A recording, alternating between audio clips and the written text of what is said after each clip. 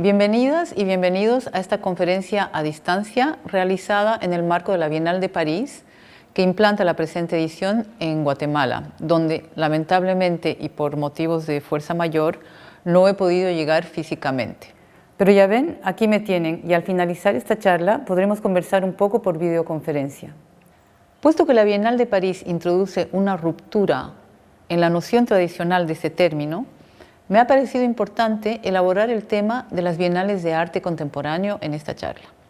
Para empezar, me gustaría identificar qué entendemos por Bienal de Arte Contemporáneo, evocando algunos momentos importantes de su historia. Los episodios que voy a citar ponen en relieve su potencial crítico en el ámbito político, económico y social, por una parte, y por otra, revelan su capacidad de producir un espacio de interrogación estética, es decir, un cuestionamiento de su propio formato y, más importante aún, de la experiencia artística en sí. Las bienales dedicadas a la creación contemporánea no son un fenómeno reciente, puesto que la primera, la de Venecia, se inaugura en 1895 y va hoy por su 57ª edición. Con el tiempo, bienal, que significa literalmente cada 2 años, ha terminado por volverse un término genérico en el mundo del arte, donde el concepto se refiere esencialmente a un encuentro internacional de gran dimensión en el cual participan diversos actores, desde artistas, críticos y comisarios, hasta transportistas, aseguradores y montadores de exposición. Contrariamente a las ferias, donde cada galería trae su propia selección, las bienales se construyen alrededor de una agenda curatorial, es decir, que buscan presentar una cierta coherencia temática. No siempre fue así, pero hoy los comisarios de exposición o curadores tienen la misión de plantear, por medio de las obras que seleccionan o comisionan, una interrogación sobre un tema preciso. Pocos saben que hasta 1973 la Bienal de Venecia contaba con una oficina de ventas y ayudaba a los artistas a comercializar sus obras, reteniendo evidentemente un 10% de las ganancias. Hoy las bienales no son comerciales y esta es otra característica que las diferencia de la feria de arte. Pero a pesar de no ser un evento donde el arte se vende, estos mega encuentros de arte emanan de la política económica de la ciudad que los organiza, movilizando así su industria de turismo cultural. Las bienales no solo son una fuente de ingresos para la ciudad, sino que también establecen pautas y tendencias que influyen ciertamente en los mercados del arte.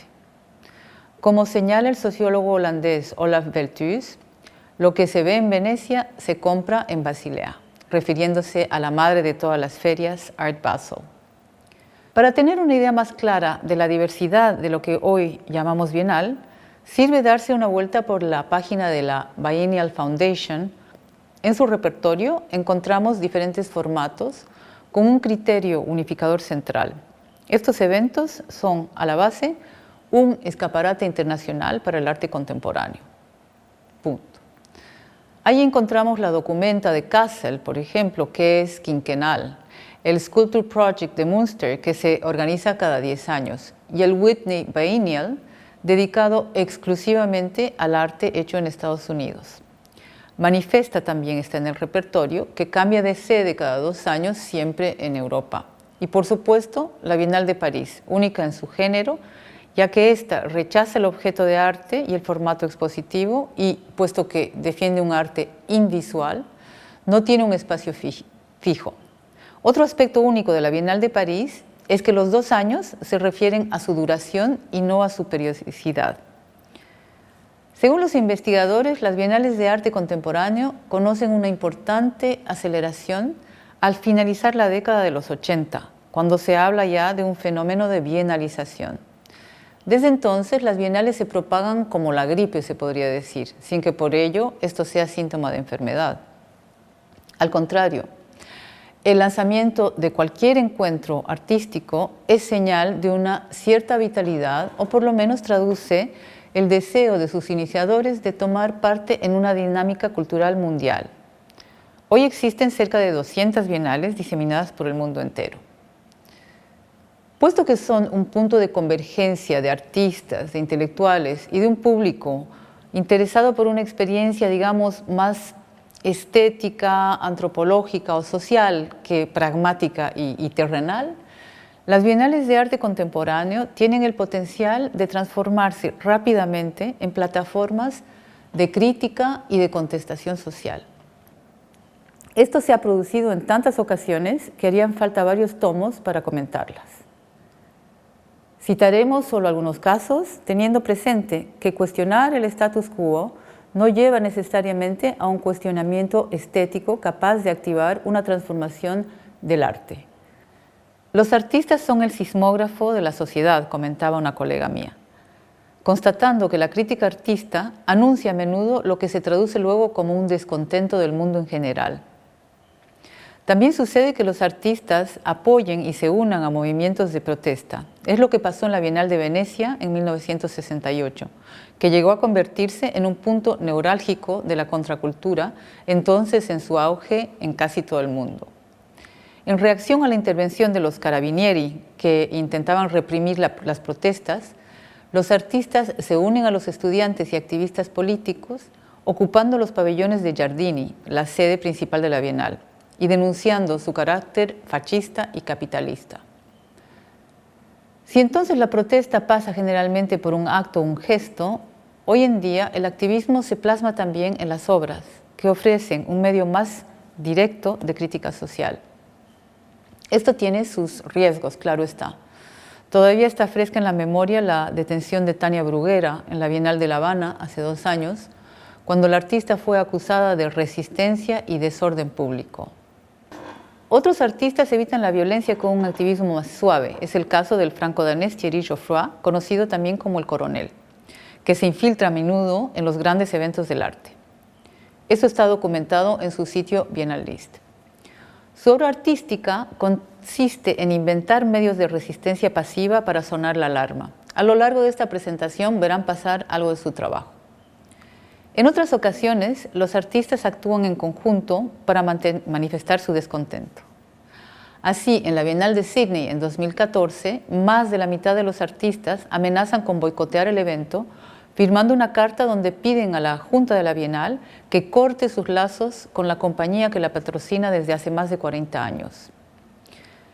Transfield Holdings, la compañía en cuestión, está relacionada con una compañía pública que maneja 2 centros de detención de inmigrantes de Australia, donde se han reportado abusos y al menos una muerte.